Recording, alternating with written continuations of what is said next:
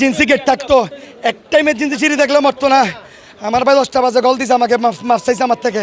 ভাই আমাকে মাফ করে দে, আমাকে মাফ করে দে। ও এখানে আমার নিচের দোকান, ও 5তলায় 8টা 9টা কারণ গেছে, 9টা বাজে গেছে, নামাজ পড়ছে, আগুন লাগছে আর নামতে পারতেছে না বয়ে।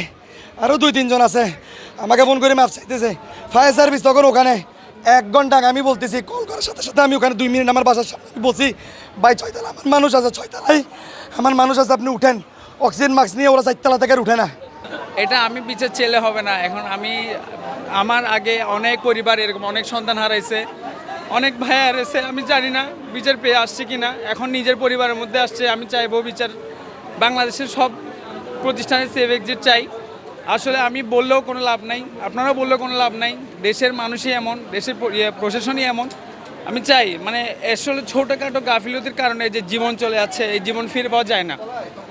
এটা আসলে সবার ক্ষেত্রে নতুন সরকার আসছে, নতুন সরকারের কাছে আহ্বান যে সব কিছু শপিং মল সব কিছু থেকে ইভেন ছোটোখাটো জিনিসের সেফ এক্সিট, ফায়ার এক্সিকিউশন সব কিছু যাতে ঠিকঠাক রাখে।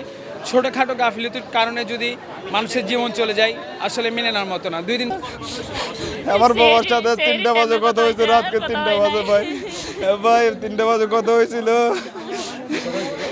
আমার বাবা আমাকে মার্কেটে আসতে বলেছিল, আমি কাপড় কিনে নিয়ে। আমার বাবা আমাকে কাপড় কেনার জন্য মার্কেটে আসতে বলেছিল। আমি বলবো বাবা আমি কাপড় কিনবো না, আমি কাপড় আছে আমি কাপড় কিনবো না।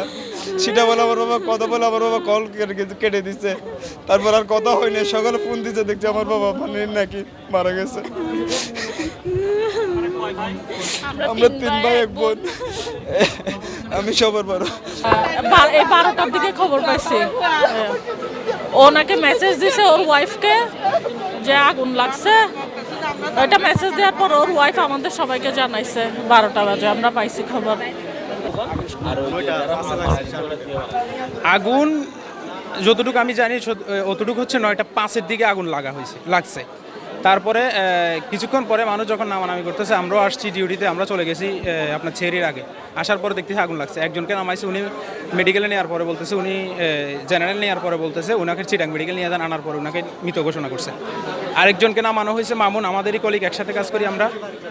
ওনাকে আহত জেনারেল নিয়ে গেছি। নিয়ে যাওয়ার পর ওনারা বলতেছে, কিছুক্ষণ ট্রিটমেন্ট দেওয়ার পরে বলতেছে আপনার চিটাং মেডিকেল নিয়ে যান। আমরা অ্যাম্বুলেন্সে চিটাং মেডিকেল নিয়ে আসছি। এরপরে আরেকজনকে নামানো হয়েছে, উনি ওখানেই চিটাং জেনারেলে নিয়ে গেছিলো। ওনাকে বলতেছে আপনারা এখান থেকে নিয়ে যান চিটাং মেডিকেলে।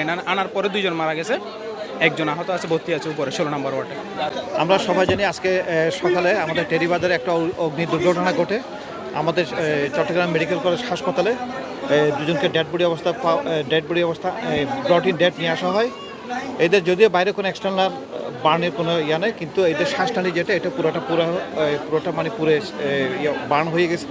আরেকটা আছে মানে আহত অবস্থায়, এটাকে আমরা আমাদের বার্ন ইউনিট আছে, ওটা চিকিৎসা চলতেছে, তেমন কোনো এখন সংখ্যামুক্ত।